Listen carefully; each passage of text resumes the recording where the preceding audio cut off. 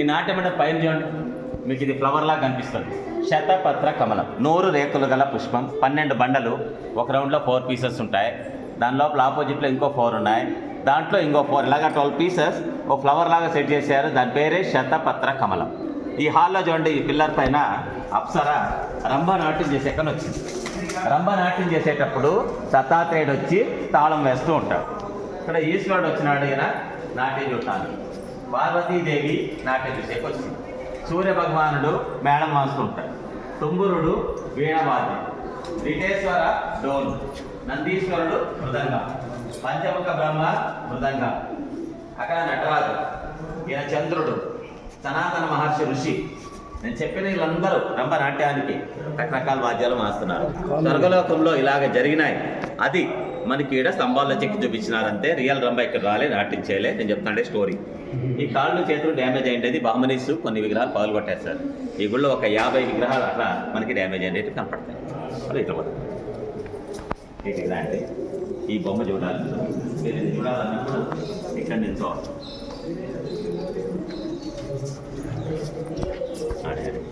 మీరు వినింటారు, రంభ, ఊర్వశి, మేనక, తిలోత్తమ అని 4 అప్సరసలకు ఇతనే నాట్యం నేర్పించిన గురువు. ఇతని పేరు భృంగీశ్వరుడు. ఇతనికి 3 లెగ్స్ ఉంటాయి, 3 కాళ్ళు. ఎందుకంటే ఆయన ఎప్పుడు నాట్యం చేయాలి, 24 గంటలు నాట్యం నేర్పించాలి. నాట్యం చేసి అలసిపోతే ఒక కాలు ఎక్స్ట్రా తీసుకొచ్చి ఇంకా 2 కాళ్ళతో నాట్యం చేయొచ్చు. ఆ విధంగా ఈశ్వరుడే ఇతనికి ఒక కాలు ఎక్స్ట్రా. ఈయన ఎలా చెప్తే ఎదురుగా రంభ అలాగే నాట్యం చేస్తాడు. ఓ చేతి తొడ మీద పెట్టుకున్నాడు, ఇంకో చేయి పైకి ఎత్తాడు. సేమ్ రంభ కూడా అలాగే ఉంటున్నాడు. అంటే సైడ్లో నుంచొని ఎవరికి కనబడకుండా యాక్టర్కి మాత్రమే కనబడేటట్టుగా సైడ్లో నుంచి డైరెక్షన్ ఇస్తా అన్నాడు. పేరు భృంగీశ్వరుడు, డ్యాన్స్ టీచర్. మళ్ళీ ఇట్లా ఇదే పోజ్ అక్కడ కనపడుతుంది చూడండి. పోజ్ అక్కడ సేమ్ అదే కనపడుతుంది. మీరేం నిలబడతాం. ఇప్పుడు నేను చెప్పేది ఇది ఈశ్వర భిక్షాటన మూర్తి కథ అంటాం. ఈశ్వరుడు అంటే ఇలా ఉంటాడు నిజ రూపంలో ప్రత్యక్షమైనప్పుడు. మీకు తెలుస్తుంది ఈశ్వరుడు అంటేనే తల మీద గంగాదేవి, 3వ కన్నుంది, కపాలం ఓ చేతిలో. కపాలం అంటే భిక్షపాత్ర. ఈ చేతిలో త్రిశూలం పట్టుకున్నాడు.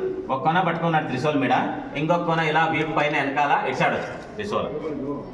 తెలుసు ఇలా ఉంది త్రిశూలం.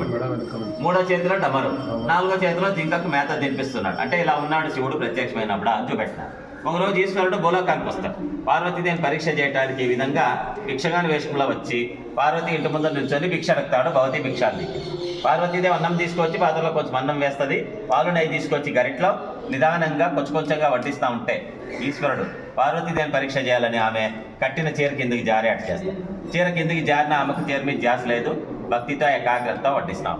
ఇప్పుడు ఈశ్వరుడు ఆమె భక్తి ఏకాగ్రతకు మెచ్చి ఇలా నిజరూపం చూపించేస్తాడు. ఈశ్వరుడు ప్రత్యక్షమై అప్పుడు ఆమెకు బ్లెస్సింగ్ ఇస్తాడు, నువ్వు అన్నపూర్ణేశ్వరి దేవిగా వర్ధిల్లాలి. ఇది జరిగిండేదే కాశీ, వారణాసి. మళ్ళీ వరం ఇస్తాడు, పెళ్లి చేసుకుంటాడు. పెళ్లి కైలాసంలో జరిగింది. ఎలా జరిగిందంటే కళ్యాణ మండపం ఉంది, నేను చెప్తాను అక్కడ వెళ్ళాక. ఇది అర్థమైంది కదా. మళ్ళీ మనం అట్టబోదాం. ఇది పెయింట్ చూద్దాం. ఫస్ట్ పెయింట్ చూడండి. మా టాప్లో ఎక్కడెక్కడ పెయింట్ ఉంటుందో కింద మీకు రోలు కనపడతాయి, ఇట్లా గుంట్లు. దాంట్లో ఆకులు కూరగాయలు దచ్చితే రసం వస్తుంది కదా, జ్యూస్ మాదిరి. ఆ జ్యూస్తో అంటే ఆ రసంతో వేసిన పెయింట్ ఒకేసారి రీపెయింట్ చేయలే. 1538లో వేసిన పెయింటింగ్, ఇంతవరకు టచ్ కూడా చేయలే. ఈ పెయింటింగ్లో స్టోరీ ఉంది సార్. మీరు కర్ణాటకలో గోకర్ణం చూసింటే ఆత్మలింగం దీంట్లో వస్తుంది ఆ స్టోరీ. లేదా భూకైల సినిమాలో కూడా వస్తుంది. రావణాసురుడు తపస్సు చేస్తే ఈశ్వరుడు ఒక లింగం ఇస్తాడు. ఈ 2 స్తంభాల మధ్యన తెల్ల పెయింట్ ఉండే ఆయనే ఈశ్వరుడు. 3వ కన్నుంది. ఆ ఈశ్వరుడు ఇక కుడి చేతిలో 2 వేళలో ఒక లింగం పట్టుకున్నాడు, చిన్న తెల్లది. అది ఆత్మలింగం తీసి రావణాసుడికి ఇచ్చి కింద పెట్టకుండా తీసుకోవాలి.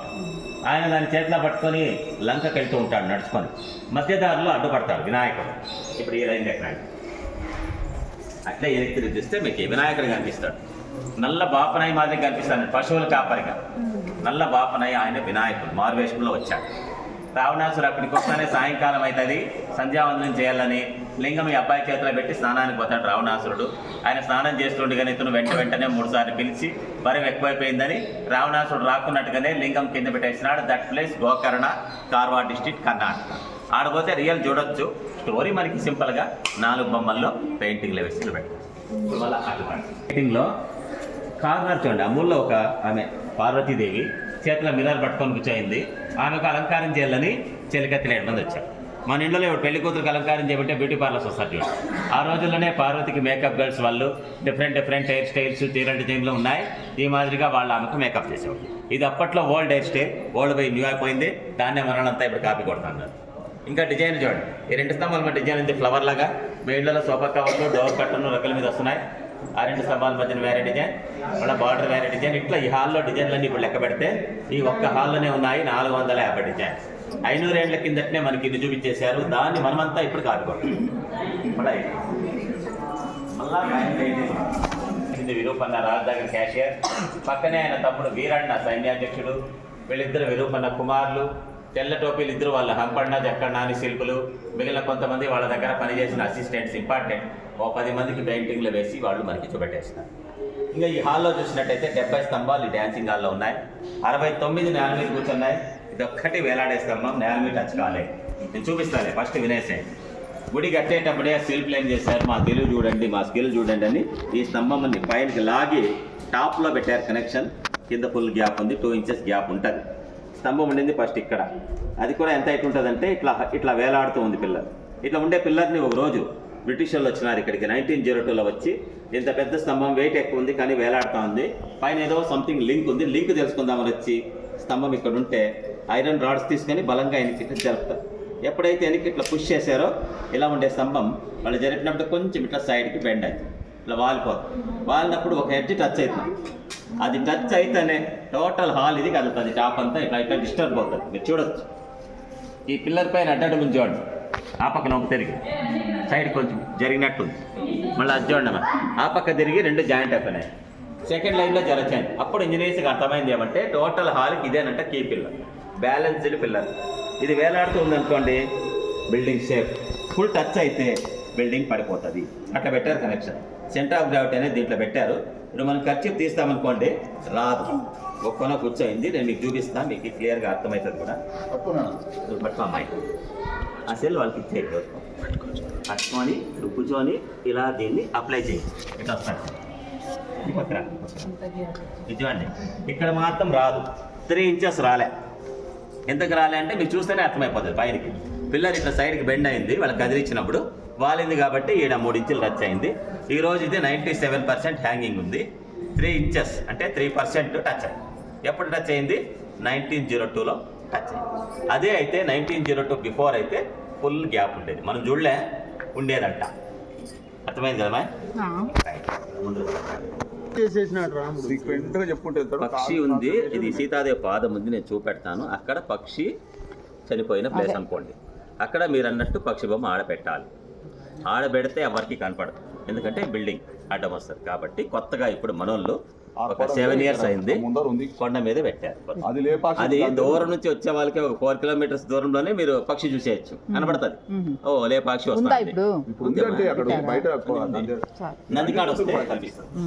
ఇప్పుడు ఇది మనం నడిచిపోతున్నాం కదా, ఇదే కొండ కల్పిస్తుంది తాబేలు ఆకారంలో. తాబేలు అంటే పైన ఇట్లా ఉబ్బెత్తు ఉంటుంది, ఇట్లా స్లోప్ వస్తుంది, అంటే ఇష్టం అన్నట్లా ఉంది. దీనిపైన ఇట్లా చిన్న చిన్న కొండలు చాలా ఉన్నాయి. మళ్ళీ దీనినే వాళ్ళు కట్ చేయడము, దాంట్లో పిల్లర్లు తీసుకోవడం. ఈ గుడికి ఎన్ని కావాలో అన్ని పిల్లర్లు దీంట్లో తీసి వాడి ఎక్కువై వదిలేశారు. ఈరోజు స్తంభాలు లెక్కేస్తే దాంట్లో 70 ఉన్నాయి. ఈ లైన్లో 126 ఉన్నాయి. ఈ గోడ అవతల 680 ఉన్నాయి. మొత్తం 876 స్తంభాలు ఈరోజు ఈ గుడిలో ఉన్నాయి. నేను చెప్పేది ఓన్లీ పిల్లర్స్, గోడ కాదు. గోడకి ఫౌండేషన్ లేదు. మనం ఇల్లు కట్టాలంటే పాయ తవ్వుతాం. దీనికి పాయ తవ్వే పనిలే, బండ మీద ఊరికే స్టోన్ మీ స్టోన్ పెట్టేశారు. మరి అక్కడక్కడ గోడ పడిపోకుండా లాకలు పెట్టారు. ఇది ఇంటర్ లాక్. మీరు హైదరాబాద్లో చూస్తూ అంటారు, ఫ్లైఓవర్స్ సైడ్లో ఇట్లా కనపడతాయి. ఇట్లా ఉంటే గోడ జరగదు. ఎనీ లైన్ మీరు అబ్జర్వ్ చేసుకోండి, ఇట్లా కనిపిస్తాయి, ఇట్లా కనిపిస్తాయి. ఆ గోడ చూడడం క్లియర్గా కనపడదు దూరంగా. అట్లా ఉంటే ఈ గోడ పడుతుంది. గోడ ఇంకా 1000 ఏళ్ళు కానీ గోడ పడే ఛాన్సే లేదు, ఎందుకంటే సిమెంట్ లేదు కాబట్టి. అదే సిమెంట్ వేసి ఉంటే బిల్డింగ్ పడిపోయింది.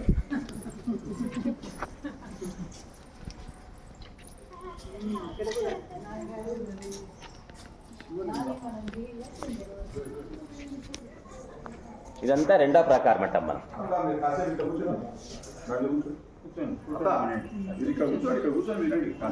పర్వాలేదు అనే వాళ్ళు నిలబడండి, కొంచెం 2 నిమిషాలు. ఈ స్టోరీ ఏమంటే ఆ స్టోన్కే చెక్కారు నాగలింగం సార్. ఇది 7 తలలు నాగతత్వం అంటాం. దీని ఎదురుగా ఉండేదే కిచెన్. మీకు వాస్తు ప్రకారం సౌత్ ఈస్ట్ అది, అంటే ఆగ్నేయంలో ఉంది వంటగది. ఒక రోజు వస్తారు భోజనానికని పనిచేసే వాళ్ళు, శిల్పులు, వర్కర్స్ అంతా వస్తే లోపల వాళ్ళ అమ్మ వంట చేస్తూ వీళ్ళంతా పోయి ఆమె కడతారేమో వంట అయిందా. మామూలుగా రోజు భోంచేసినట్టే ఆ రోజు వస్తారు, కానీ ఆ రోజు ఏమో లేట్ అవుతుంది. ఆమె చెప్తుంది కాసేపు బయట కూర్చోండి లేట్ అవుతుంది అని. అప్పుడు వర్కర్స్ అంతా కూర్చొని వేస్తారు, బయట కూర్చొని వంట కావాలంటే 2 hours 3 hours పడుతుంది, మనం ఎందుకు ఇక్కడ కూర్చొని టైం వేస్ట్ చేయాలని వాళ్ళు ఎదురుగా పెద్ద స్టోన్ ఉంటే ఈ స్టోన్కే ఇలా నాగలింగం లా చెక్కేసినారు వితిన్ 3 hours. అంటే ఆమె వంట చేసి వచ్చే లోపల ఇది మొత్తం చెక్కడం అయిపోయింది. ఆమె బయటకు వచ్చి చూసి ఆశ్చర్యపడుతుంది, ఇంత తొందరగా ఎట్లా చెక్కినారా బావిల్లు అని.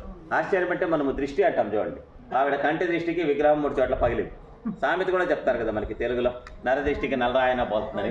చూడండి ఆమె కంటి దృష్టికి ఇక్కడ చీలింటే సిమెంట్ వేసినారు మన వాళ్ళు, ఇప్పుడు నీళ్ళు పోకుండా ఈ సైడ్ కొత్తగా వేసారు నేను సిమెంట్. ఇదే మాదిరి ఆ పక్కన పగిలింది. పైన కూడా చూడండి సార్, 1 2 3 తల కంటికాడ చీలించోండి, అట్లా 3 places క్రాక్ అయింది. పగిలిన దానికి పూజ చేయకూడదని రాజు అప్పుడే ఆ లింగం కాశీ నుంచి తీసుకొచ్చి ప్రతిష్ఠ చేసినాడు 1538లో. ఇక్కడ ఈశ్వరుడు ఉన్నాడంటే ఎదురుగా నంది కూడా ఉండాలా అని వాహనం. దీని ఎదురుగా పెద్ద స్టోన్ ఉంటే ఆడ గార్డెన్లో నందిలాగా చెక్కారు. మళ్ళీ మీరు పోయి ఆ నంది చూస్తారు, కరెక్ట్ దీని ఎదురుగా ఉంది నంది. ఆ రోజు ఆ నంది అనేది గుడిలోనే ఉండింది. ఏమంటే నేను చెప్పేది మీకేం చెప్తే 3 rounds గుడి కట్టారని చెప్పాను.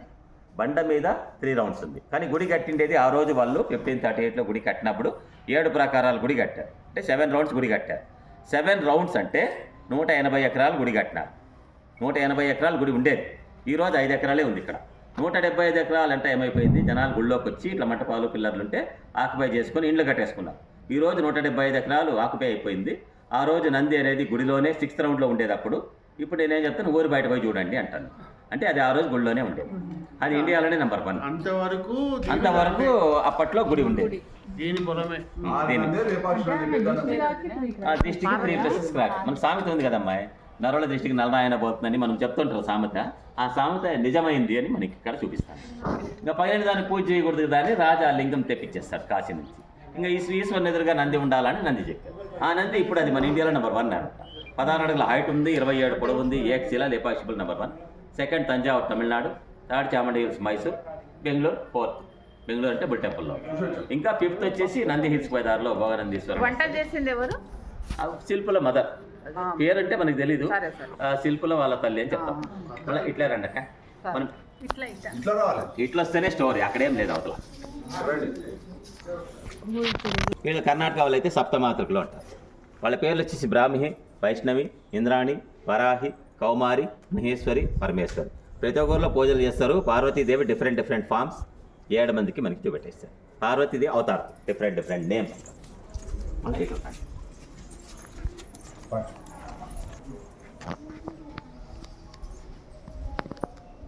మీరు ఇది చూసింటారేమో, తిరుపతి దగ్గర కాళహస్తి అని వస్తుంది. ఆ స్టోరీ చూపించిన ఇక్కడ 3 లింగాల పైన మీకు తెలుస్తుంది. ఫస్ట్ లింగం దాని పైన చూడండి, స్పైడర్ పూజ. స్పైడర్ అంటే సాలి కొడుకుంటాం. మధ్యలో చూడండి భక్తకందం పూజ చేస్తాం. ఇక్కడేమో ఏనుగు పూజ చేస్తుంది. ఏనుగు తొండానికి లింగానికి మధ్య పోలారంలాగా ఉంది చూడండి, రౌండ్గా. పోలారం కాదు, నాగపామది. నాగపాము ఏనుగు ఒకే లింగానికి 2 పూజ చేస్తున్నాయి. శ్రీకాళహస్తి అనేది సంస్కృత పదం. శ్రీ అంటే సాలీడు, కాళ అంటే పాము, హస్తి అంటే ఏనుగు. అది పాతగుడి కాబట్టి ఆ స్టోరీ మనకి ఇక్కడ చూపించింది. అంటే కాళహస్తి దీనికన్నా ఓల్డ్ టెంపుల్. మళ్ళీ ఇటుకు రండి వినాయకుని దగ్గర.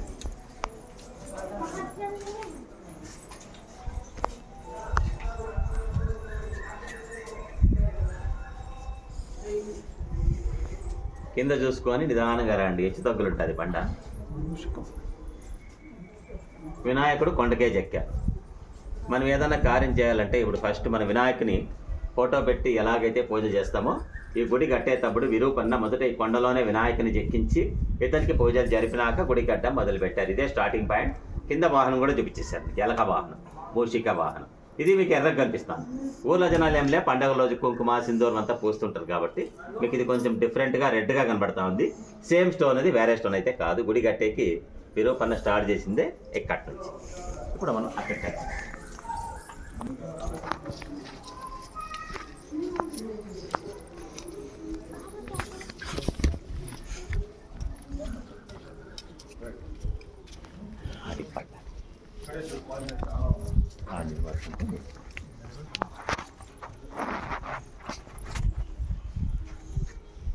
మరి మీకు చెప్తే క్లియర్గా ప్రూఫ్ లేదు, ఎందుకు లేదు అనేది చెప్తాను.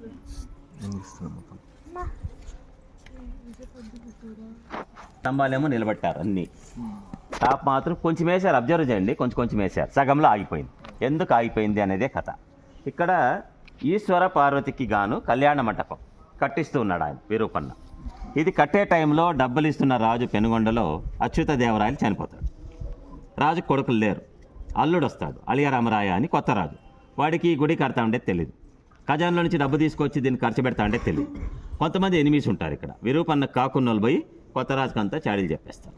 రాజాన్ని ఖజానా డబ్బు వేస్ట్ చేస్తున్నాడు వీడు, డబ్బులన్నీ సొంతానికి వాడుకుంటా ఉన్నాడని. రాజు కోపం వచ్చేసి వెంటనే విరూపన్న కీడ్చుకొచ్చి 2 కండ్లు పెరకాయండి అని ఆర్డర్ వేసేస్తాడు. ఇటుకొస్తారు సైనికులు ఈడ్చుకుపోయేకి. అప్పుడు వీడు ఆలోచన చేస్తారు, ఆడపోతే కండ్లు పెరికేస్తాడు రాజు, వాళ్ళు ఎదురుగా పోయి నేనెందుకు అవమానం పొందాలని విరూపన్న ఇదే జగాలో ఆయనకు ఆయన 2 కండ్లు పెరికి విసిరి ఆడు గోడ కొడతాడు. అక్కడ మీరు ఆడ నిలబడుకోండి, బాగా కనిపిస్తుంది. అది ఆల్రెడీ వినే కదా ఈ చూడండి హోల్స్లాగా 500 ఏళ్ల కింద ఇంకొంచెం సైడ్లో చూడండి ఆడ కనపడింది. ఆ రోజు కాన బ్లడ్ మార్క్ జరిగింది 1538లో. అప్పటి నుంచి ఇప్పటి వరకు రక్తపు మరకలు అట్లాగే ఉన్నాయి. అది ఎండకి ఎండుతా ఉంది, పోదు. వర్షం వచ్చినా తడుస్తూ ఉంటుంది, అయినా పోలేదంటే ఇదొక భక్తికి నిదర్శనం అనేసి కూడా చెప్తాం. ఆ విధంగా గుడి కట్టించిన ట్రెజరర్ విరూపన్న కళ్ళు పోయినాయి కాబట్టి కళ్యాణ మండపం ఆగిపోయాయి. తర్వాత ఇంక నవాబులు వచ్చారు. ఇంకా తెలుసు నవాబులు వాళ్ళేం గుళ్ళు కట్టరు, ఆడాడు ఇంకా కొన్ని డ్యామేజ్ చేశారు. మళ్ళీ బ్రిటిష్ వాళ్ళు వచ్చారు 1902లో, పిల్లర్ చెక్ చేశారు లోపల. వాళ్ళు ఇక్కడికి వచ్చి దీన్ని బ్లడ్ షాంపులు ఎత్తుకోపోయి చెక్ చేస్తే అప్పుడే వాళ్ళది రియల్ హ్యూమన్ బ్లడ్ అని ప్రూఫ్ చేశారు 1902లో. కళ్ళు పోయిండేది 1538లో. ఇంక ఇవంతా పిలిగ్రిమ్స్ రెస్ట్ ప్లేస్. ఎవరైనా యాత్రికులు వస్తారు కదా, ఒక మంటపంలో ఒక ఫ్యామిలీ మనకునే లబడ. ఇప్పుడు ఎవరు ఉండలేదు, ఇప్పుడంతా లాడ్జ్లు గెస్ట్ హౌస్లు పోతారు. పాతకాలంలో ధర్మశాల, దాంట్లోనే నేను చెప్పింది 680 పిల్లర్స్ 3rd రౌండ్లో ఉన్నాయి. పెద్ద రౌండ్ సార్, అది టెంపుల్ చుట్టూ వస్తుంది. 680 ఉన్నాయి దాంట్లో ఒక్క రౌండ్లో. 500 years అయినా అట్లాగే ఉంది రైట్ హ్యాండ్ ఉంగరం వెల్లో తలపై నుంచి వచ్చి ఇట్లా కుంకుమ పెట్టుకోవాలి, ఇది పద్ధతి. కానీ మీరేం చేస్తున్నారు, చాలా మంది డైరెక్ట్గా ఇట్లా పెట్టుకుని వేస్తారు ఎక్కువగా 90%.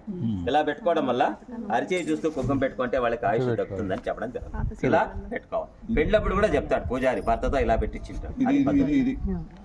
ఇక్కడ మనకి ఆమె చూపిస్తాం.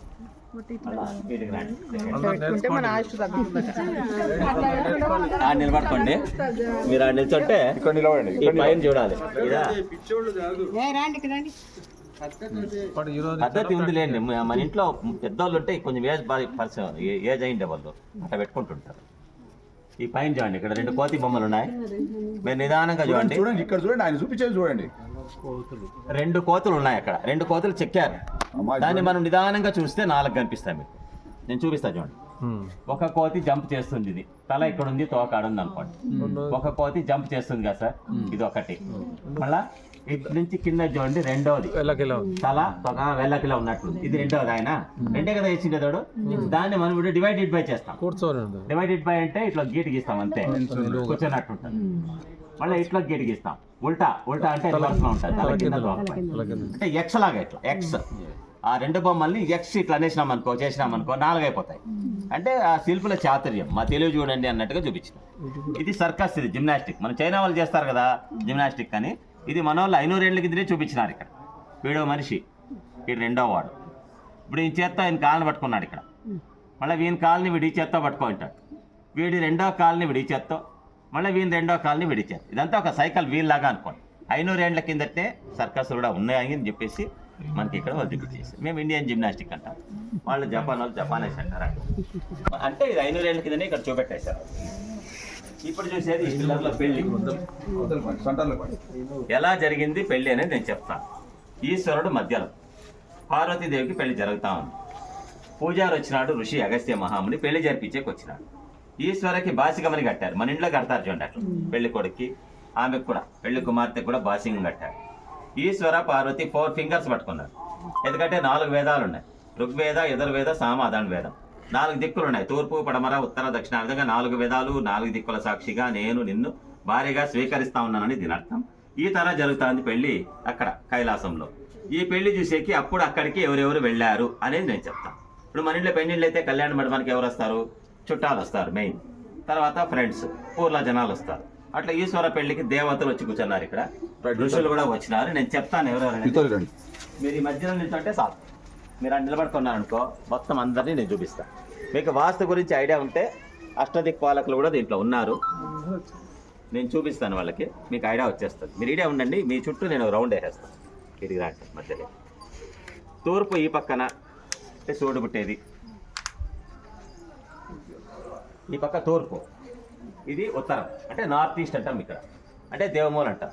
ఈశాన్యములో చూడండి ఈశ్వరుడు, ఈ పిల్లర్లో ఈశ్వరుడే నంది వాహనంలో కళ్యాణ మండపంలోకి వచ్చినాడు. ఇప్పుడు మన ఇంట్లో పెళ్లి అయితే పెళ్లి కొడుక్కి 2 వీలర్లో పిలుచుకొస్తారు, లేదా గుర్రాల మీద పిలుచుకొస్తారు. అట్లా ఈశ్వరుడు తన వాహనంలోనే కళ్యాణ మండపంలోకి ఎంట్రీ వచ్చినాడు. వచ్చినాక ఈశ్వరునికి అలంకారం చేస్తే ఇలా ఉంటాడు. పెళ్లి కొడుకుగా అలంకారం చేసినాక ఈశ్వరుడు ఇట్లా తయారైనాడు.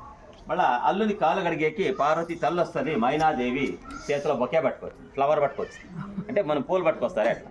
పార్వతి ఫాదర్ వచ్చాడు, ఈయన హిమవంతుడు చెంబులో నీళ్లు తీసుకొని వచ్చినాడు అల్లుని కాలు గడిగి కన్యాదానం చేయటానికి. కుక్కమ్మ దేవేంద్రుడు తూర్పుకు నిలబడ్డాడు, చేతిలో వజ్రాయుధం పట్టుకొచ్చినాడు. ఇంద్రునికి అదే కదా ఆయుధం, వజ్రాయుధం. వాహనం అంటే ఏనుగు వాహనం, మనము ఐరావతం అంటాం, తెల్ల ఏనుగు అంటాం.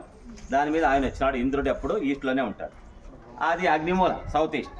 అగ్ని అంటే అగ్నికి 2 తలలు ఉండేది. ఆగ్నేయంలో అగ్నిదేవుడు వచ్చాడు, 2 తలలు ఉన్నాయి, గొర్రె పైన వస్తాడు. అగ్నికి గొర్రె వాహనం. ఈయన యముడు దక్షిణానికి నిలబడతాడు, బఫెలో అంటే ఎనుపోత వాహనం పైన యముడు వచ్చినాడు. ఈయన వశిష్ఠుడు ఋషి కూడా పెళ్లికి హాజరైనాడు. ఇంక వశిష్ఠుడు వస్తే ఇంక ఆపోజిట్ రావాలి కదా, విశ్వామిత్ర అది ఆడున్నాడు, పొడుగు వెంట్రుకలు గడ్డం. నేను చూపిస్తాలేండి మళ్ళీ మీకు. వశిష్ఠుడు విశ్వామిత్రుడు ఇద్దరు కూడా డెడ్ ఆపోజిట్, వీళ్ళు పడదు కదా, కాబట్టి ఇద్దరు కూడా పెళ్లికే మా వచ్చేసినారు. ఈయన రెయిన్ అంటే వరుణ అంటాం మనం, వానదేవుడు పడమర పక్క వస్తాడు. మొసలి వాహనం పైన వచ్చినాడు, క్రోకడైల్ పైన వచ్చాడు ఆయన. ఈయన బృహస్పతి, దేవతలకంతా ఈయనే గురువు. ఇక్కడ 3 హెడ్స్ ఉండే దత్తాత్రేయుడు, పక్కలో విష్ణువు కూడా వచ్చేసినాడు. వీళ్ళు కూడా పెళ్లికి హాజరైన. వాయుదేవుడు వాయుములో వచ్చి నిలబడతాడు. వాహనము జింక వాహనం, వాయుదేవునికి జింక వాహనం. ఆయన కుబేరుడు ధనాధిపతి, గుర్రం పైన వచ్చినాడు. కుబేరుడికి వాహనం గుర్రం. కుబేరుడు అయితే నార్త్లో నిలబడ్డాడు, ఉత్తరానికి. కానీ ఆయన చూసే చూపు ఉంది చూడండి, కంటి చూపు సౌత్ వెస్ట్ కార్నర్, నైరుతికి చూస్తుంటాడు. అందుకని మీరు బిల్డింగ్ కడితే నైరుతి వల్ల బిల్డింగ్ హైట్ కట్టాలి, ఆడ బరువు పెట్టాలా, ఆడ మాస్టర్ బెడ్రూమ్ చేసుకుంటే మంచిది, ఆడ బీరువాలు పెట్టుకుంటే ఇంకా మంచిది. కుబేరుడు చూపు అక్కడ చూస్తుంటాడు. ఈ విధంగా కైలాసంలో జరిగింది.